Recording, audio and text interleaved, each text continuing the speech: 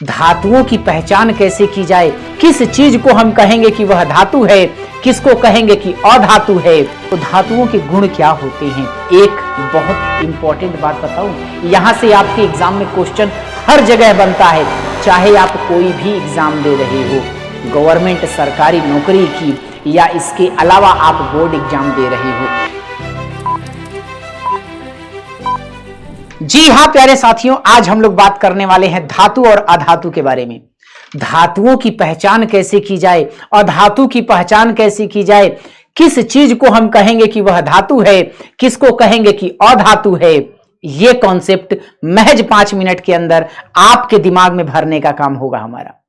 आइए सबसे पहले हम लोग बात करते हैं धातु के बारे में। तो धातुओं के गुण क्या होते हैं, आपके मन में सवाल उठा होगा।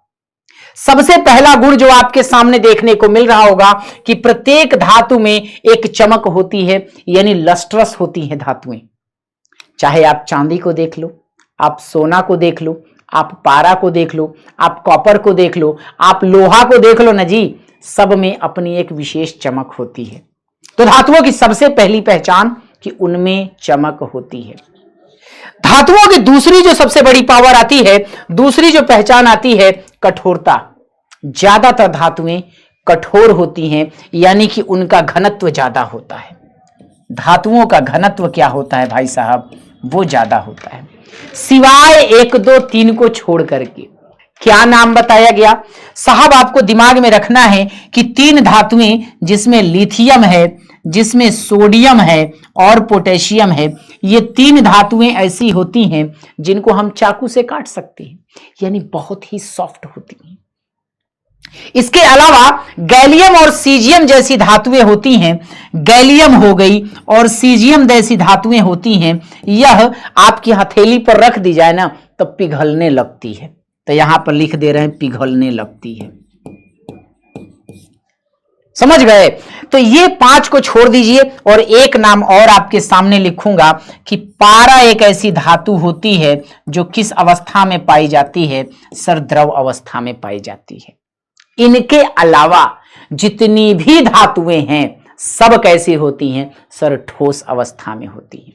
अगला पॉइंट, इनमें तन्यता का गुण होता है, यानी धातुओं को तान करके तार के रूप में बदलने की क्षमता होती है। एक बहुत इंपॉर्टेंट बात बताऊं, यहां से आपके एग्जाम में क्वेश्चन हर जगह बनता है, चाहे आप कोई भी एग्जाम दे रहे हो, गवर्नमेंट सरकारी नौकरी की या इसके अलावा आप बोर्ड एग्जाम दे रहे हो, कि सबसे ज्यादा तन्य धातु कौन सी है। यानी अगर मैं आपसे कहूं कि 1 ग्राम सोना से आप कितना लंबा तार बना सकते हैं सर, 2 किलोमीटर लंबा तार बनाया जा सकता है। 2 किलोमीटर लंबा तार बनाया जा सकता है, यानी कि यह धातु की एक बहुत बड़ी प्रॉपर्टी है तार में बदलने की। अगले पॉइंट की बात करें तो ध्वनीयता, यानी कि मैलिएबिलिटी होती है, धातुओं को पीट करके चादर के रूप में बदला जा सकता है। डन। इसके अलावा एक और गुण है ध्वनि उत्पन्न करने की क्षमता। मम्मी की पायल छन छन छन, उसकी एक अलग ध्वनि है। मम्मी की चूड़ी की एक अलग ध्वनि है। लेड एक धातु है भैया, शीशा एक धातु है। इसी प्रकार से थाली की अपनी एक अलग गूंज है, तलवार की टंकार की एक अलग गूंज है। तो हर धातु में अपनी एक विशेष ध्वनि होती है। आगे बढ़ेंगे, यह विद्युत के प्रति चालक होती है, यानी कि सुचालक होती हैं। धातुएं विद्युत धारा का प्रवाह करा सकती हैं। बढ़ेंगे अगले टॉपिक की ओर। अगला टॉपिक आपके सामने आता है कि इसमें अधातुओं में ना तो चमक होती हैं, ये बहुत सॉफ्ट होती हैं और भद्दर होती हैं।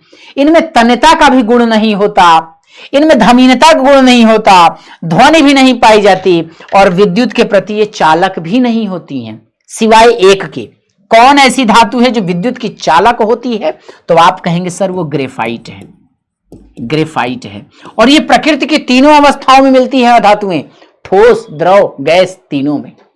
द्रव में एक नाम आपको याद रखना है सिर्फ, कौन सी धातु द्रव रूप में होती है, उसका नाम है ब्रोमीन। ब्रोमीन तरल अवस्था में पाई जाती है, द्रव अवस्था में पाई जाती है। इसके अलावा अगर हम बात करें CTSBP फॉर्मूला, यानी कि आपको दिमाग में रखना है कि कौन कौन से शब्द आएंगे, तो आपको ऐसे सिंपल याद रखना है। साउंड यानी कि ध्वनि, चमक, विद्युत के प्रति सुचालकता, सुचालकता, ये सब गुण होते हैं धातुओं के लिए। सुचालकता, ध्वनि, चमक, तन्यता, ये बातें आप इसमें रखेंगे। ठीक, आघातवर्धनीयता, आघातवर्धनीयता, आघातवर्धनीयता, ये सारी बातें आपको ध्वनि के रूप में याद रखनी है। डन। उसके बाद आगे बढ़ जाएं अगर, तो आपको कुछ एक्सेप्शन जो कि मैंने पहले ही बता दिया है कि मरकरी लिक्विड अवस्था में होती है जिसे Hg से प्रदर्शित करते हैं। आयोडीन अधातु होते हुए भी चमकदार होती है, चमकदार होती है। ग्रेफाइट बिजली के प्रति क्या होती है, सुचालकता प्रदर्शित करती है। ये बातें आपको दिमाग में रखनी है। डेली लाइफ के कुछ एग्जांपल्स धातुओं के आपके, जैसे आपको कॉपर यानी कि तांबा हो गया, तांबा हो गया, लोहा हो गया, लोहा हो गया, एल्यूमिनियम हो गया, एल्यूमिनियम हो गया, मम्मी की चूड़ी यानी कि कांच हो गया, कांच को हम अगर शीशा लिख दे तो ज्यादा अच्छा लगेगा, शीशा हो गया। ठीक है, ये सारी धातुएं हम लोग डेली लाइफ में यूज करते हैं। थोड़ा तबीयत अगर आपकी खराब हो जाए तो मरकरी यानी कि पारा को ले लीजिएगा, पारा को ले लीजिएगा। अल्युमिनियम हो गया, सोना हो गया, सोना, कितना सोना है सोने जैसा मेरा मन, चांदी हो गई, चांदी हो गई, ये सारी चीजें। अगर अधातु की बात करते हैं तो बहुत सारे नाम आप ले सकते हैं साहब। ऑक्सीजन को ले लो, ऑक्सीजन को ले लो साहब, नाइट्रोजन को ले लो, नाइट्रोजन को ले लो साहब। आप और किसको ले सकते हो, बल्ब में एक गैस भरी होती है नियान, नियान को ले लो। कार्बन को ले लो, कोयला, कार्बन को ले लो, कोयला। ग्रेफाइट भी इसी में आ जाता है, एक प्रकार का कार्बन वो भी है। इसके अलावा बहुत सारे एग्जाम्पल आपको देखने को मिल सकते हैं। ठीक है, और फिर आखिरी बात चलते चलते कि यूज ऑफ धातु एंड अधातु आपको बताने की जरूरत नहीं है। रोजमर्रा की जिंदगी में धातुएं आपके लिए कितनी कारगर हैं। आपको पता है कि तार जितने बनाए जाते हैं धातुओं के बनाए जाते हैं। टीवी, फ्रिज, कूलर, इन सब में कॉपर की कॉइलिंग होती है।